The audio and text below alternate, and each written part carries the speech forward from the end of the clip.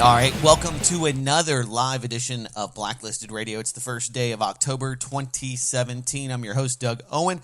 As always, I'm the senior editor of blacklistednews.com, my website from which we derive most of the content that we talk about on the show. Of course, you can steer the conversation. Love to hear from you. It's a two-way talk stream. 800-313-9443 is the toll-free number. You can also tweet the show. BLN Radio is my handle. I'm logged in, ready to check those out. You can also text the show. Great way to just get your comments out there. Sometimes we read them on air. If they are witty and or informative, go to your phone and dial 512-222-3067. You can send us a text that way. So a lot has happened today. A couple terror attacks, one in Canada and one in France. It's becoming the usual weekly rundown here on the program. Usually includes that. I mean, I usually have some terrorist attack, somebody yelling Allah Akbar, and the, of course, politicized determination as to whether it's a terror event, whether or not this is terrorist activity, because, of course, people are sensitive, and they don't want to just say that every Muslim attacking innocent people, running them over, stabbing them on trains, or across the pond, they call it tubes, that it's necessarily somehow politically or religiously motivated. So lots of that. Lots of talk about what's happening in Puerto Rico. Donald Trump's tweets, the San Juan mayor, her criticism, and, of course, the praise from other mayors. Just watching the political football that has become Puerto Rico. The situation there is quite dire. The whole island is without power. Some of the stuff that we're getting from the mainstream media is completely inaccurate. Actually, a good friend of mine, Craig Simpson, reached out to me before the program asking if I was going to be live for the show today, and he mentioned that there are 2,400 CBs there. The first order of business was getting hospitals up and off the ground. A lot of people don't see the Donald as a leader and are very critical of his response or lack thereof when it comes to Puerto Rico. Puerto Rico, wow, a lot to say there.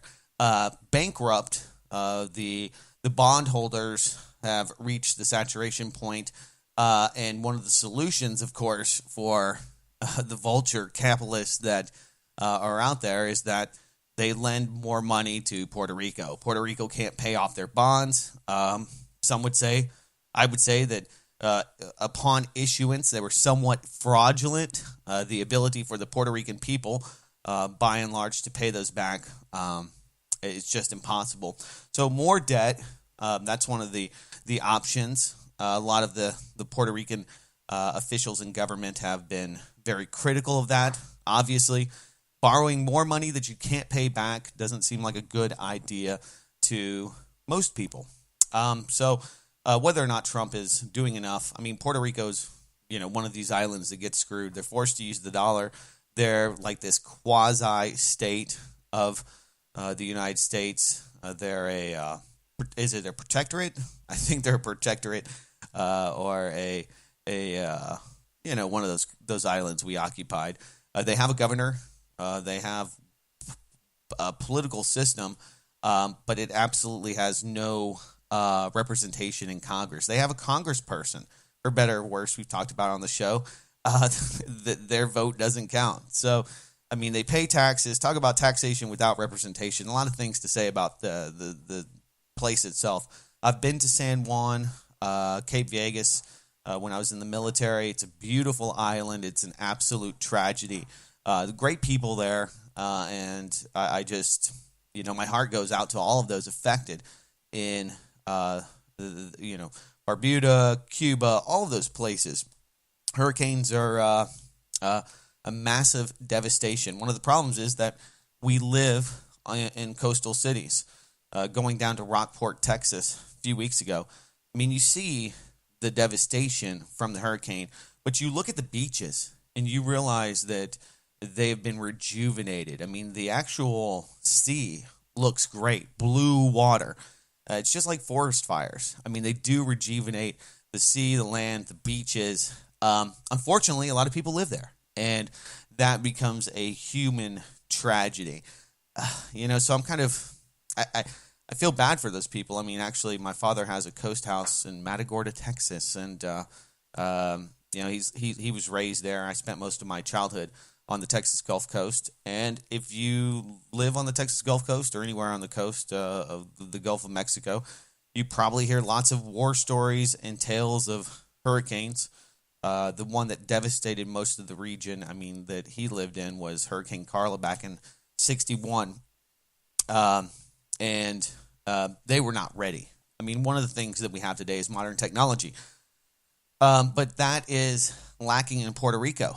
Without electricity, you realize quite quickly the only thing you have is cash. Cash, trade, other things that you can barter with. You go back 200 years. There's no Bitcoin, no USBs to put your Bitcoin wallets into Bitcoin ATM, or to go to the World Wide Web and buy something from Jeff Bezos over there at Amazon.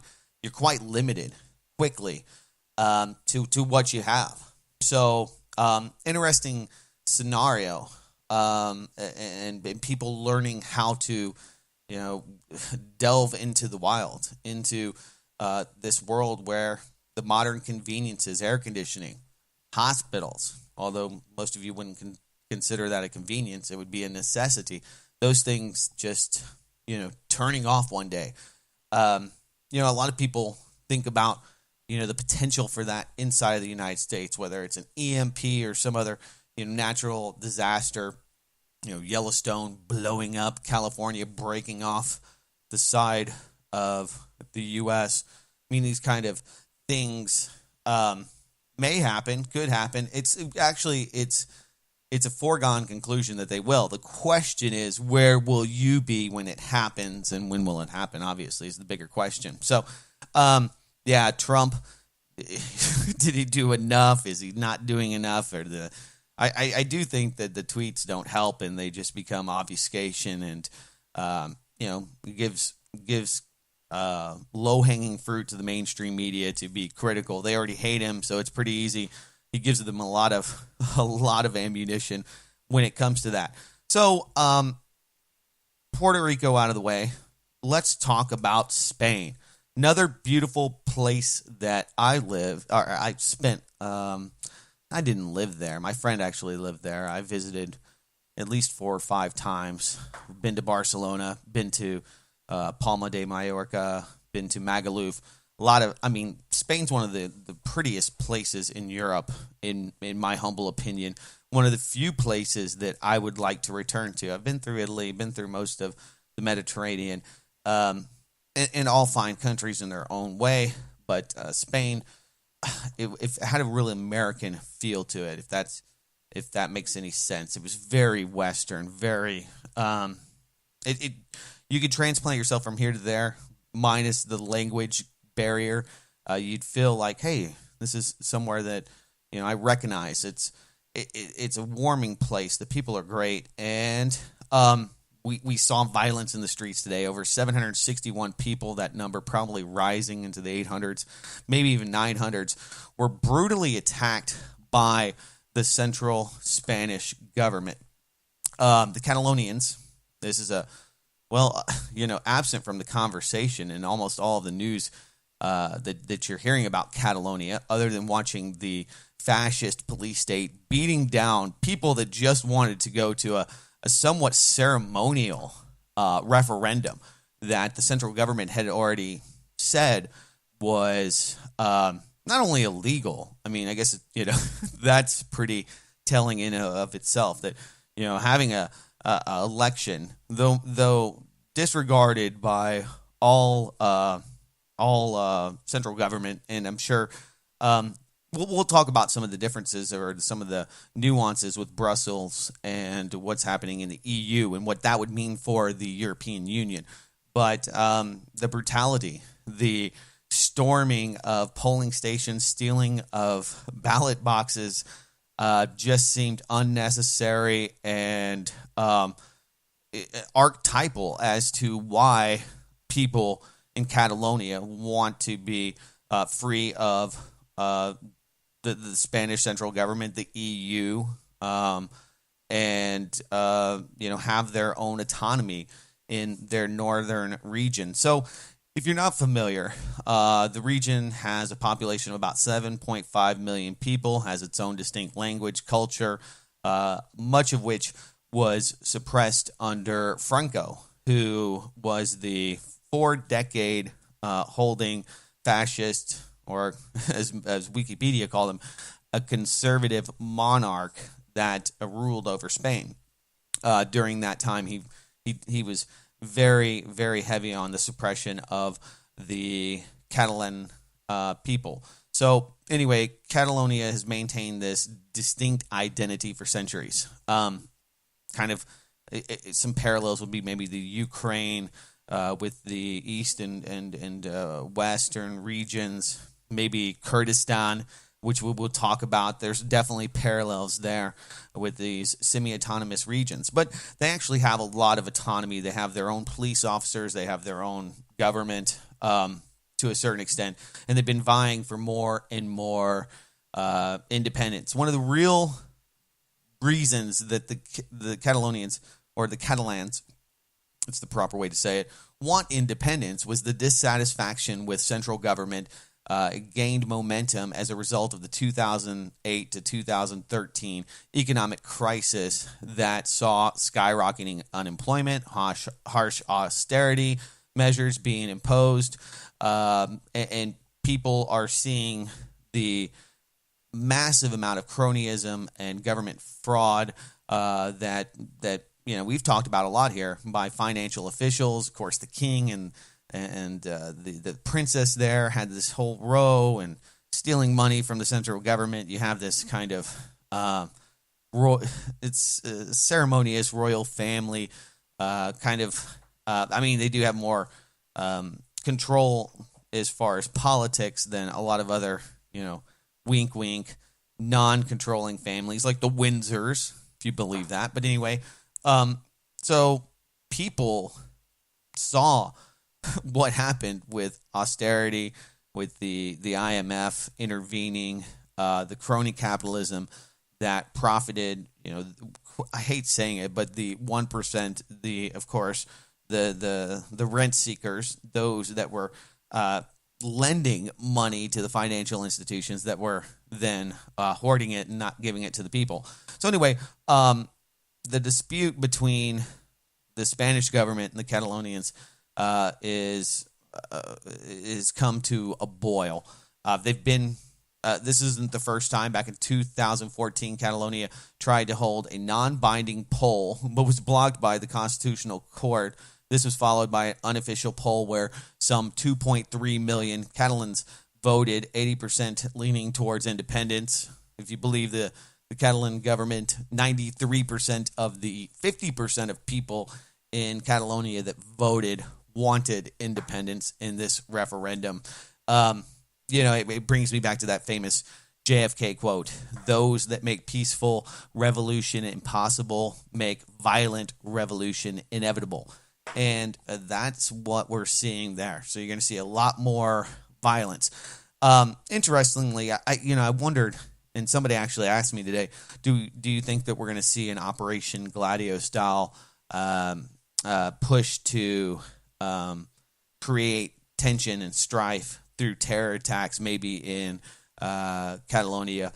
And I don't think that that's pretty much the MO. This is somewhat organic.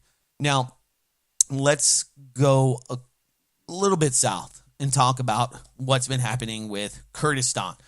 A lot of talk about the semi-autonomous region and the Kurds. The Kurds have been in the conversation for a long time, and most political analysts believe that one of the big faux pas of U.S. foreign policy and intervention was that we didn't arm the Kurds.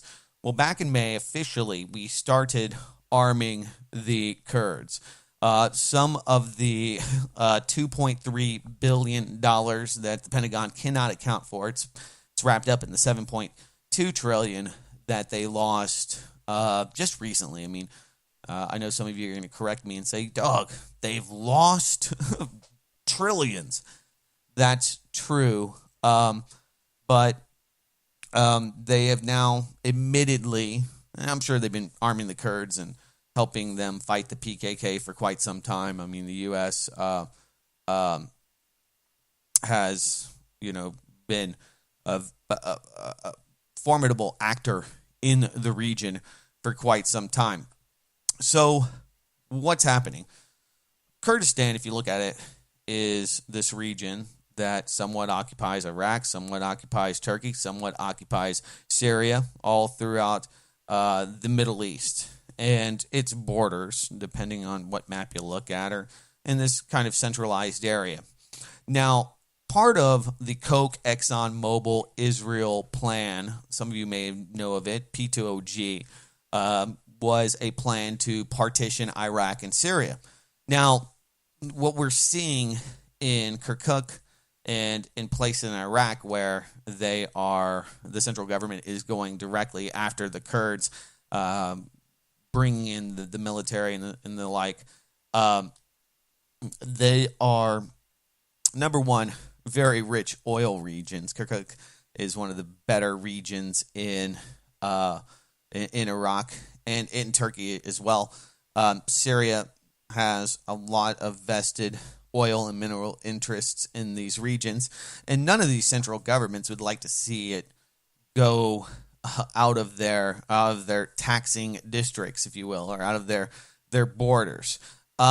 But this has been a long time planned. Years before the U.S. illegally invaded and then occupied Iraq, plans were circulating within the Pentagon to partition the country along sectarian lines with the express purpose of allowing U.S. and its regional allies to better control oil resources, production, and movement within the Middle East. In Syria, the same narrative of partition has been more recently circulated. Only the solution to the nation's sectarian divisions, which did not emerge until they were artificially created in 2011, when the current conflict began and later fomented by hostile foreign occupiers. This piece here, let's see, it's on Blacklisted News. It's one of the many highlighting Whitney Webb, who does a great job for Mint Press. Talked about this. The area of Syria controlled by the U.S.-backed Kurds conveniently connects directly to the Kurdish statelet in Iraq, making the possibility of a larger independent Kurdistan more feasible. This area also boasts the largest concentration of many of Syria's most critical resources. While past administrations avoided openly recognizing the partition of Iraq, the administration of President Donald Trump is striking a different tone, largely due to the influence within the administration of some of the biggest players who actively sidestepped Iraq's government in favor of the Kurds years ago. So the U.S. has always liked the Kurds. They're very Western. If you've seen some of the areas in Kurdistan, they have like these little cities that look like miniature U.S.'s. They have like Dallas Cowboy Street or Rodeo Lane. I mean, all of these Western U.S. terms, and they name stuff after Hollywood. I mean, go on and on. I mean, they really like the U.S. They're one of the I guess the knock on the Kurds is that they're so friendly and so nice to whoever's there conveniently.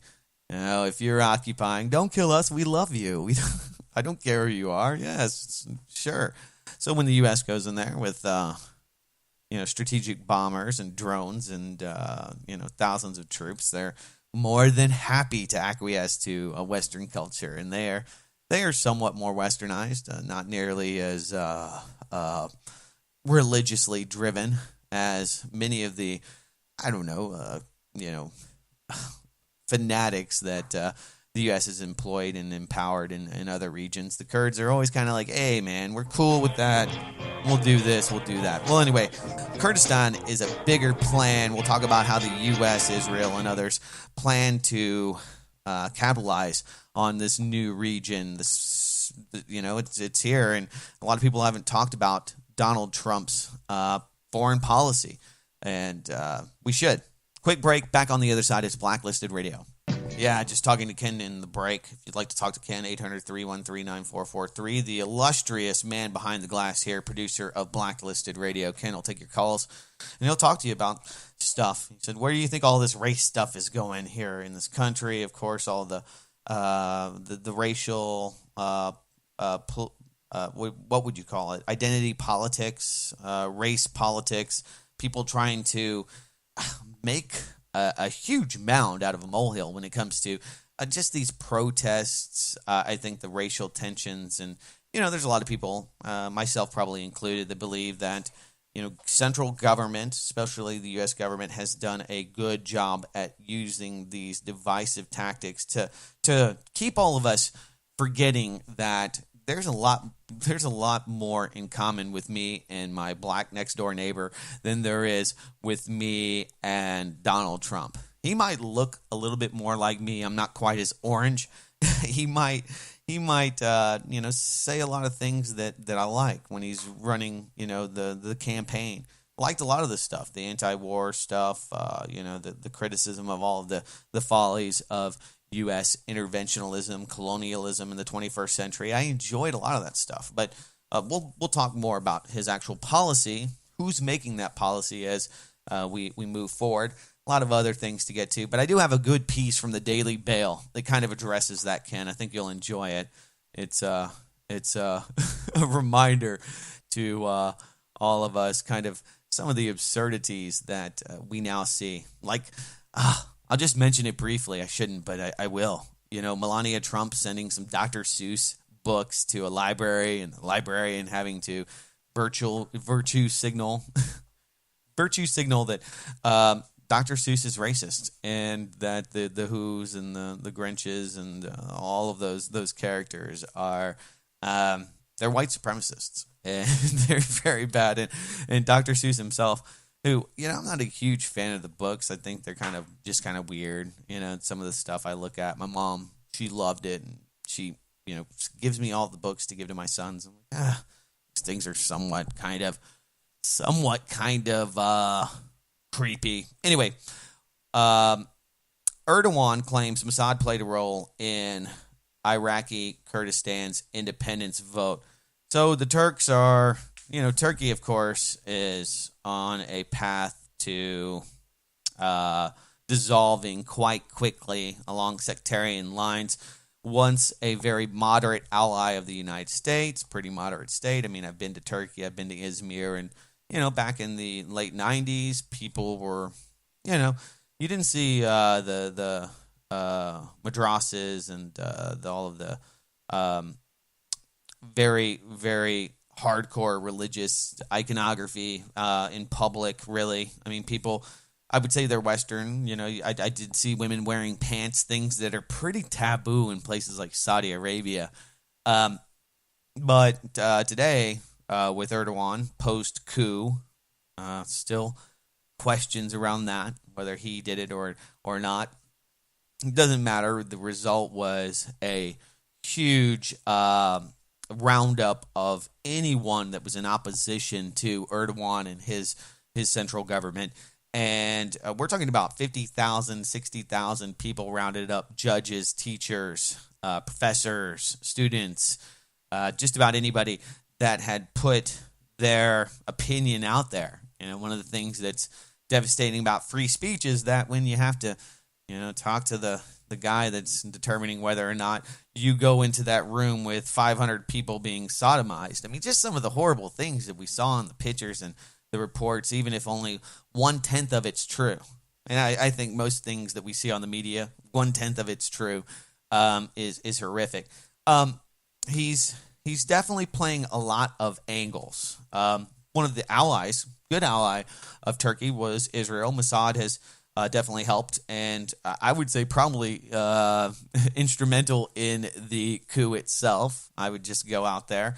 Ankara is now fiercely opposed to the referendum that has threatened sanctions against the region. Of course, the Kurds are always the bargaining chip between the United States and Erdogan, Turkey. Of course, they think that they're terrorists. The U.S. supports and arms the terrorists against the central government. These people wanting autonomy, rightly so for the most part, I would say, from Turkey. I mean, most of these lines and most of these countries were created out of World War II. The Bretton Woods Act, the central banking system being installed in each one of these systems, the Bank of International Settlements, the IMF, the institutions that came out of World War II, or what some like to call it, the New World Order. So, a lot of people got kind of screwed in that. They got drawn on the wrong side of the line, and they wanted their own line around their little area. They wanted to have more autonomy. It didn't necessarily work out. So, much of the strife that we have in the Middle East today is because those lines just weren't that good. So anyway, the Kurds in Iraq, they want to take the most, developed and oil-rich region for themselves. Of course, there are a lot of people in Iraq that are not thrilled about that, just like Spain, kind of similar situation there. Mossad being part of this is, I don't know. The fact that you have Erdogan claiming this in public is a way to demonize Israel, which is the United States. We've already seen Erdogan warming up to Russia quite a bit. They're providing weapons and other support. Also, interestingly enough, Turkey is now the imperialists. They're expanding their empire and now have a military base. Saw the pictures at RT, and it wasn't that impressive, but they now have a base in Africa. So interesting to see some of the aspirations for, getting in on the wealth, the untapped African continent by, the Chinese are definitely well invested there. The U.S. has been there for quite some time, well invested, and was the reason that AFRICOM came to fruition. But, Turkey's response, they're going to build a great wall on the borders with Syria, Iran, and Iraq. Interestingly enough, they don't want to build a wall with Israel because, it's a good thing. The Israelis are, coming across the border, helping out all those nice freedom fighters that are pro anti-Assad and pro, Al-Qaeda, ISIS, Daesh, ISIS in the Levant. There's all of these groups that somehow end up with U.S. weapons. It's quite a mess. So over the last few months, we've seen some interesting things coming out of the region. Piece today that we posted: why, despite threats, Turkey won't impose sanctions over Kurdistan after the referendum, which they're saying was a huge turnout. And I'm sure some of the people there probably want to stay in Iraq. Be part of that and have some kind of central government that has, direct connections and can get the supplies and the international consortium of U.S. businesses to provide services through the Iraqi government. It's one of the things that government does, and that is negotiate on your behalf. It was one of the big things about the Brexit. Oh, well, people won't be able to enter into the World Trade Organization, and we won't be able to sell our products in Australia because of all of these restrictions, all of these trade agreements. Of course, the reality is that when there's an untapped market there, then there's going to be new trade agreements, and lots of other businesses and countries would love to do business with them. So, high-ranking sources in Kurdistan. This is from the New York Times, said the Kurdish leader Masoud Barzani expected the sanctions already announced by Baghdad and expects many more sanctions to come in the future. That's one of the things that Iraq's doing. Nevertheless, the referendum was an essential step to undertake. Otherwise, Barzani would no longer be considered the Kurdish leader. We are not afraid of the Turkish sanctions because Ankara would lose more than it will gain if the common borders are closed. That's one of the other things, is that these central governments have been so destabilized by the Western wars that they don't have the ability to control these Kurdish regions. They just don't. They never had the control to actually be able to really govern in those regions. They never did. It's just that the government, when the U.S. drew up those lines, the Brits came together and we said, okay, that's Iraq, that's Syria. They just drew a line around that area. It didn't mean that those governments were controlling those regions even at that time. It's kind of like what happened with Spain to a certain extent. The Catalans have always been separate. They've always had another culture. It's always been a different country. The question is, are they nearly as powerful, divided, as they are unified under one Spanish flag? And that's debatable. All right, so some of the other things that we should definitely get to here. This story, totally switching gears. Michigan mom faces jail for refusing to vaccinate child. Adin Salazar writes for InfoWars. Michigan mom says she's prepared to go to jail if the state forces her to vaccinate her 9-year-old son. An Oakland County court has ordered Detroit Metro resident Rebecca Bredo to immunize her son within the week or face incarceration. But Bredo says she won't compromise when it comes to her son's health and won't be bullied into submission. I would rather sit behind bars, standing up for what I believe in, than giving into something I strongly don't believe in. Quote unquote, Bredo told WXYZ, agreeing with her ex-husband to space out and delay their son's vaccine regimen.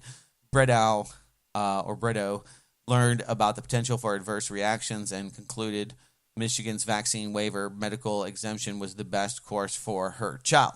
Now, it's kind of misleading, but it's something that we should all consider, and that is who you make babies with. Now, it's not so much that the government isn't allowing her to use the exemption form. It's that through a special court, because of these divorce proceedings and the paternity suits, the father wants to have the child vaccinated, and she does not. So it's not so much the school district or the CDC or anybody else that is the driving factor. Of course, they do want to vaccinate your children. They want to make it compulsory. They've already done that in France. One of the first things that Macron did when he became the new king of France, as he thinks he is. Just Google King of France. You'll find lots of people being hypercritical of Macron for saying that. But this is something that, I was driving by this house the other day, and they have this sign. It has a child's head, and it says, "We believe that all people are equal. We believe in science. We believe in these things," which I equate to global warming, mass vaccinations. I mean, because when people say they believe in science, it's not that we don't, even people on the right that are crazy don't believe that there's gravity and don't believe that there's stars. There's a very, very small percentage of people that believe in creationism and that the world is only, 10,000 years old or maybe a few million. Those people are in the very, very, very minority of what most people believe. So when I see that, I think that you're obviously virtue signaling that you believe that, global warming's real and that we need to give Al Gore money. I believe global warming is real. I think that the earth is rising in temperature. I don't think that gasoline-driven cars are necessarily great for the environment, but I don't necessarily put all these things together in one big conclusion that is, let's geoengineer the skies. Let's do all these other things to mediate that, or let's release genetically modified salmon into the system. Because if you believe in science, then you believe in Monsanto. You believe in those peer-reviewed research papers that they provided. You may not, know that Monsanto is now kicked out of the European Parliament for gross negligence and just outright fraud when it comes to their scientific studies. But if you believe in science, you probably believe in that. So vaccines, once again, I will give my take on them. I think that, a lot of them are probably pretty good. I know some of you are cringing. The MMR vaccine came out in the early 70s, has been proven to be ineffectual. And one of the few takeaways is that the manufacturers and the government, they don't care. One of the big things about vaccines and other preventative type medicine, Western medicine you get from your doctor, is a way to get you in there. The flu shots, every year the flu mutates, and there's really a minute chance that manufacturers figure out a year ahead of time, even if the science is there and they could do it. There's still 1 in 500 to a 1 in 1,000 chance that they figure out how it's going to mutate that year. But talk to doctors, over a drink, have an adult beverage with them. They'll tell you the big thing is getting people in there for that physical checkup, checking their cholesterol, making sure they're not going to have a heart attack. Checking their blood pressure, and you're gonna hit the insurance for a couple bucks. That's the reality of the flu business, the flu scam. Same thing for a lot of these vaccines. When it comes to polio, and I've read both sides. People say, oh well, it's meningitis, and then a lot of these diagnoses were false, and so the numbers are cooked when you look at the evisceration of polio. The only thing I can go from is that, I saw a lot of people, that would probably be now in their late 60s, early 70s, when I was a kid, that had, the messed up hands and deformations from polio. And now I see literally nobody. Now, is that because we started using Clorox? Is that because hygiene and sewage and sanitation systems are better now? I mean, I guess you can make that claim. So I'm not anti-vaccine itself. I think that there is some relevance to introducing something in a minute dose and allowing your body to create the specific, white blood cells and things that you need to fight that. But you got to understand that when you make something for 350 million Americans, or not even that, I mean, billions of people on planet Earth, you make one thing, it's going to not be effective in a lot of people. It's going to be, it's going to kill 1 in 1,000. I mean, the insert tells you that. So if you're one of those people or one of those children that takes that vaccine, has an adverse reaction, the government and the media have done everything they can to suppress that chance. We don't want you thinking about that. We don't want you because, we want to, immunize the herd, and we need to get people here, even the ones that are big proponents and believe in it. Of course, if vaccines are really effective, then if you decide not to vaccinate your child, I don't understand why other parents are so worried about that. It's kind of one of these cognitive dissonance examples. If the vaccines work on your kid, then why are you worried about my kid? Oh, well, what if your kid gets mumps? What if he gets mumps? What is going to happen? When was the last time somebody died from whooping cough? It's been a long time, been hundreds of years. Not hundreds, but, 100 years since that's happened. And it's not because kids don't have it. Actually, it's pretty prevalent, especially here where we have a high amount of people that are not only unvaccinated, but they're coming from third world countries where they don't have good sanitation. They don't have some of the things that we enjoy here in the United States of America, at least most places. They don't have as much plastic in the water and probably as much fluoride, but they do have meningitis and get other things down south of the border.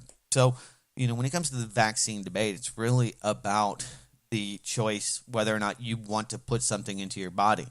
Now, people will try to make you feel so bad, guilt trip you into it. You don't believe in science. You're crazy. You're crazy for not wanting those vaccines. You're dangerous.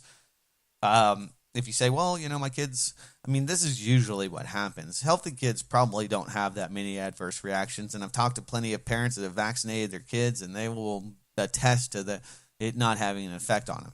Now, did it lower them a couple IQ points unnoticeably? Maybe, probably. I don't. I have no idea, and I don't think you can quantify that. When people say, "Hey, this mercury's dropping your IQ," it's like it's very hard to measure somebody's IQ. Number one, really, and number two, to have some kind of firm divide. When we live in a very, very toxic environment. People in general, and people in general are very tough. I know people that live next to PVC factories and other petroleum producing plants throughout South Texas. And yeah, a lot of them get cancer, but some don't. Some don't. Some people will live there, drinking the Corexit oil right from the bay and putting it in their glass of tea, and they do it for 80 years. So it's a testament to how tough some people are. Some people are not so tough. Some people do not have it, and some people take a vaccine and have an immediate adverse reaction that affects them the rest of their life. So it's a crapshoot either way. I mean, there is a chance your kid will have to suffer the horrifying scars of chicken pox. I still have a couple little pits and scars from chicken pox. I could see a lot of very vain people thinking, "Oh my God, you don't want a zit scar, do you?" And that's a pretty controversial vaccine itself. Doesn't always work. Sometimes it gives you the chicken pox. Now, it doesn't give everybody the chicken pox. It does give some kids. Some kids take the measles vaccine and they get measles. So, you're playing with a crapshoot no matter how you go. It should be up to you to decide where you want to put your money, where you want to put your arm, and what you want shot into it by a lovely vassal of the government. Plain and simple. Because you don't believe in them doesn't mean that you're crazy. It just means you're a skeptic. And you should be. Because most of these pharmaceutical companies have one thing in mind. There's lots of vaccines they can make. They only make ones that are profitable. That's just the way it goes. Why don't they make the Ebola vaccine, even though they have? But why isn't it massively, rolled out? Because there's no money in giving it to it. Those people in Africa are not paying big money for that stuff. All right. Part of an ongoing revelation for a lot of people, although it's kind of been slow rolled. So the enormity of the pedophile rape culture within the British government has not really been, I don't think, realized by a lot of people. Now, I mean, the BBC covering up the what was his name? I always forget this dude's name. the creepy guy that was on TV that raped Jimmy Savile. Savile, yeah. The BBC did everything they could to protect Jimmy.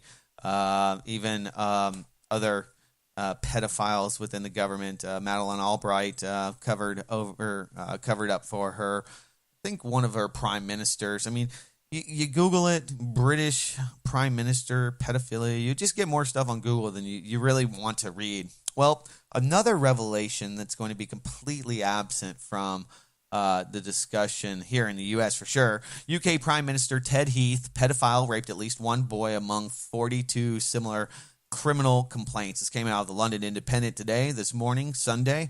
The UK's second leading selling newspaper claims an official report to be released this week will confirm former Prime Minister Ted Heath was a pedophile rapist suspect of at least one boy, 6 other confirmed credible criminal complaints. And this is just on a long, long list. So one of the things I hate, when it comes to people, I listen to a lot of mainstream media and they're, "Oh, Pizzagate, yeah, the pedophile government, the pedophile rings." And then you have a lot of people that are, amateur investigators, internet reporters that are, constantly giving out these just bogus reports that, this is where the CIA is fighting the pedophiles, and the pedophiles are being exposed by Eric Prince and Blackwater. The FBI knows that the pedophiles are there and they're going to break Pizzagate wide open. Whether or not that's even true, I know, it could be. I'm not, I'm a skeptic, but I'm not, totally out on this theory. But when we see how many of these people are now dead and now we're just finding out about it, I mean, the legacy of the pedophile cult in the UK government, it just goes on and on and on. Dennis Hastert, former Speaker of the House, was just recently imprisoned. And, of course, this brings us to Anthony Weiner. You can't trust a guy named Tony Weiner. You just can't. So, anyway, Tony Weiner, Huma Abedin, who is the lover of Hillary Clinton, no doubt about it. That's not a conspiracy theory. That's just careful observation. And, it's the biggest secret in D.C. that Joe Scarborough won't tell you about, that Hillary Clinton's a lesbian, and that's why she doesn't care that, Bill Clinton's sticking his cigar and, interns. Didn't bother her that much. She's a progressive, powerful woman that cares about women and women's rights, but she lets her, philandering husband step all over her, and she just shut up about it, and it's okay, and still holds his hand and forgave Bill and all of that stuff. Anyway, Huma Abedin was chased down by a video reporter who... I had her name here. I should give her proper credit. You can find the video at Blacklisted News, but she's running after Huma Abedin. It's like, now that your husband is a convicted pedophile, will you divorce him? Will you divorce him, or are you just staying married to him to give yourself immunity so he can't testify against you? She was having none of it, but you could see that she was completely rattled by all of this. Meanwhile, let's just talk about the narrative. Fool's ball, football. Beyond pedophiles, there's something that people here in the United States are worried about, and that is whether or not football players are standing or kneeling during the national anthem. Flashback to 2015, at least 50 teams were paid by the Department of Defense for their patriotic displays. This should be more offensive, and I think that is absent, like many things from the conversation, is that these guys were back in 2009. I didn't mention this, and somebody brought it to my attention. Back in 2009, they didn't stand for the national anthem. They were still in the locker room. It was only after the Defense Department started paying teams for displays of patriotism did we see, all of the holding of hands and holding of hearts, all of that. Now, the NBA has another way of dealing with it. They've already told their players they will stand for the anthem. It's part of their contract. Let's see if any of those guys, when their money is on the line, become all that more interested in Black Lives Matter, especially since 90% of them are black. All right, quick break. Back on the other side. It's Blacklisted Radio.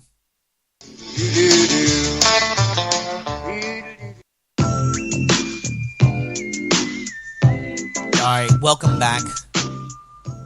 Steve Bannon hanging out with Henry Kissinger, figuring out their China policy. Donald Trump today said that there's no point in talking to the rocket man, Kim Jong-un. We're going to go ahead with our plan. This public, maybe rift with Rex Tillerson, some of the other things, I guess, outside of the NFL that are happening. But I would say for the most part, everybody I talk to has a take, has an interest in this story when it comes to the NFL, whether it's just turning their stomachs. They don't want to watch it anymore because of this. They're so incensed by people sitting down or enraged, or one guy came out for the the Pittsburgh Steelers and stood by himself, and he had the number one selling a jersey at least that week. Anyway, the Daily Mail had this piece, and I thought it was pretty funny, and it's provocative. Hey, white people, everything is racist, and you're a terrible person. We posted this yesterday, and it has a lot of comments. Everything you do and think is racist. You probably just don't realize because realize it because you're so super privileged. You can't just sit back and hide in your white supremacist neighborhoods anymore. There's no more abstaining from taking the side on this one. The sins of your ancestors have caught up with you, or at least the sins of the ancestors of people who look like you, considering most white Americans are descended from post-Civil War immigrants. You may, they weren't here. They weren't here, and they weren't oppressing most white people. Some were. And you out there, I'm talking to you, Ben Affleck. I know. I watched the History of the Roots show. I know that you are descended from slave owners, and you should be ashamed for that. I digress. You may think that standing for the national anthem is the normal thing to do. You may even have gone on standing for the national anthem, ignoring the rest of the controversy surrounding the NFL. But it turns out that behaving in a standard traditional fashion is just racist. Yep, it's the old "you're either with us or against us" philosophy. You cannot sit out of this manufactured controversy. The Huffington Post says that you stand for white supremacy. For white people, the anthem represents freedom. White Americans are full citizens, and black Americans, especially extremely successful millionaire athletes, they are second-class citizens. So, we talked about it last week. I think the takeaway is that this is a manufactured controversy. I was talking about this with Ken. I have a black neighbor. He's got 2 kids. We wave at each other. He mows his lawn. Happy Friday. You ready? Gonna drink a cold one this weekend? Yeah. We chit chat. We chit chat. And the one thing we don't chat about is race and politics, because I don't care about most people's politics. I'm sure he doesn't care about mine. Friday afternoon, it's a cold one. That's where we're going for an adult beverage. And most people I talk to, I live in a very diverse neighborhood with Hispanics, blacks, whites, all intermingling in a slightly below middle class socioeconomic system here. That's what we have. That's where I live. And I don't see people that are wanting to strangle one another. I mean, some of these people probably vent their anger through the internet, maybe through family, through friends. I mean, people talk about it. They want to talk about these issues, but it's only when they're really comfortable. But out there in the real world, out there beyond the talking heads that are rattling the brains of Americans that are staring at the TV, life goes on. Sarah K., thank you so much for your donation. I should have thanked you at the beginning of the program. If you'd like to support the show, go to blacklistedradio.com. We have exclusive content, all sorts of cool stuff there, a donate button, and support this network, the mothership that pays Ken behind the glass there. Go to republicbroadcasting.org. You can do that to support people that are able to speak their minds. Lots of great stuff this week. I'll be back next week, 9 p.m. Central Standard Time, for another live edition of Blacklisted Radio. Until then, take care, my friends.